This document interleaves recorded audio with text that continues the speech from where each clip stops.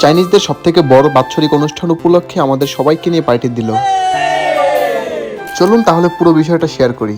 এখানে কি কি ছিল সবকিছু নিয়ে কথা বলবো ভিডিওটায়। প্রথমে এসেই হিরোর মতো একটা লুক নিয়ে ইন্ট্রো দিলাম, যদিও আমি হিরো না, তবে মনে মনে আর কি একটু হিরো হিরো ফিল হচ্ছিল। তো চলুন ভিতরে গিয়ে দেখি কি কি আছে। তো ভিতরে ঢুকে দেখলাম চাইনিজরা আলাদা টেবিলে আর আমরা মালায়ুরা এবং বাঙালিরা আলাদা টেবিলে, মানে মুসলিমরা আলাদা টেবিলে। তো আমাদের ম্যানেজার ম্যাম আসলো, সে এসে একটু এনজয়ের শুরুটা করে দিয়ে গেল।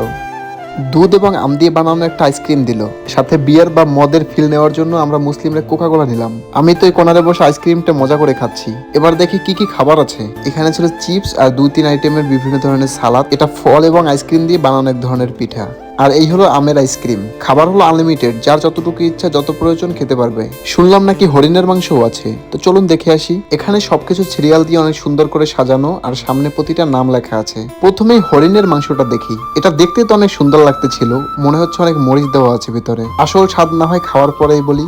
মাত্র তো হরিণের মাংস দেখলাম, এবার দেখি আর কি আছে আমাদের জন্য স্পেশাল। এটা হলো আয়াম কারি, মুরগির ঝোল। এরপরও কয়েকটা স্পেশাল আইটেম আছে, চলুন দেখি সেগুলো কি কি।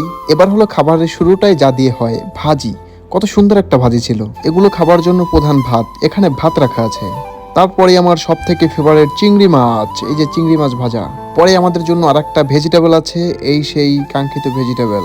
এই গেল আমাদের দুপুরের ভাতের আইটেমগুলো। আবার এখানে কাঁচা পাকা কিছু খাবার দিল, সাথে দিল দুটো লাঠি। এটা নাকি তাদের নিয়মের একটা অংশ, এজন্য এটা করতে হবে, পারি বা না পারি করতে হবে। এটা আমার রুমমেট বা বন্ধু। সবাই মিলে খাবারটা এনজয় করে ছড়াচ্ছে, এটাই একটা নিয়মের অংশ। আমি লাঠি দিয়ে খাবার অনেক চেষ্টা করতেছি, কিন্তু কোনোভাবেই লাঠি দিয়ে খাইতে পারতেছি না। লাঠিতে উঠাতেই পারতেছি না আমি।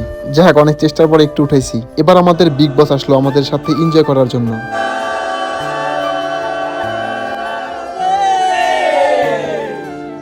অনেক তো এনজয় হলো, এবার একটু খাওয়া দাওয়া করে নেই। তো যার মতো যার যতটুকু প্রয়োজন সে ততটুকু নিচ্ছিলাম। এদেশের সিস্টেম হলো নিজেরটা নিজের নিয়ে খাওয়া।